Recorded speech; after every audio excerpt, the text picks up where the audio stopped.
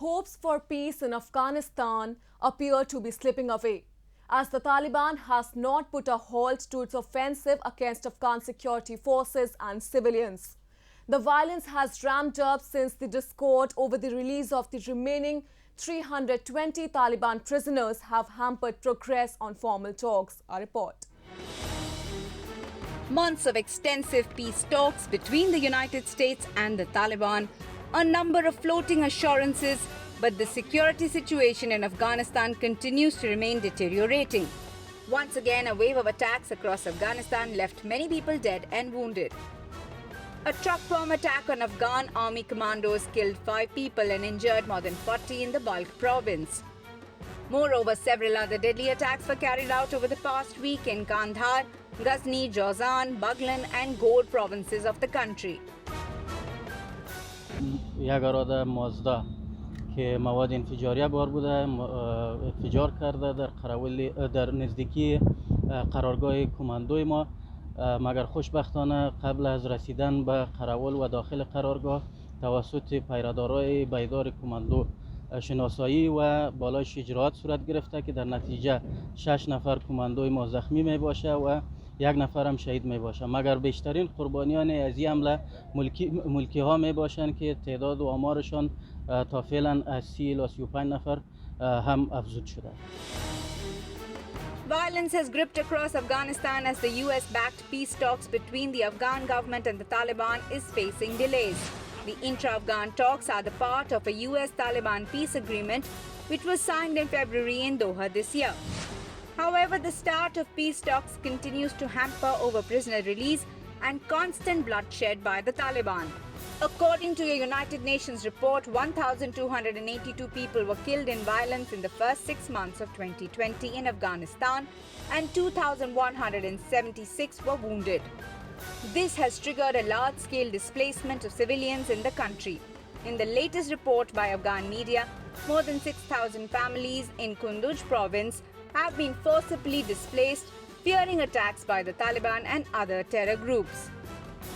This constant bloodshed is the clear manifestation of human rights violations by the Taliban and their insensitive attitude towards Afghans. Thus, expected resumption of talks could signal a new phase for the country's government, but what this means for the Afghan people is still unclear.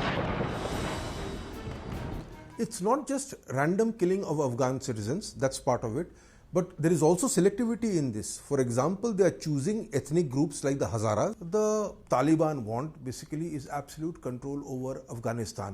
And you remember, when they controlled Afghanistan, the non-Pashtun and the non-Sunni minorities were treated like third-class citizens. So when people talk about a post-peace, post-resolution Afghanistan, what they have in mind or what the Taliban has in mind is the time when they had held absolute sway and they did whatever they liked within that particular country. And this does not augur well for the future of Afghanistan.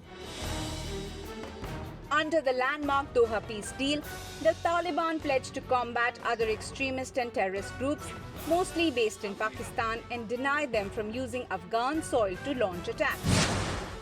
However, the fact is that promises made by the Taliban are vague, and it continues to maintain ties with regional and Pakistan-based terror groups.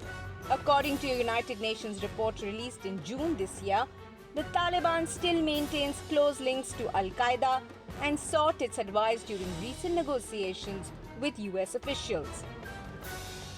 The UN report also highlights the fact that terror groups such as the Taliban, Al-Qaeda, ISIS and TTP are working in cahoots with each other to spread mayhem across South Asia.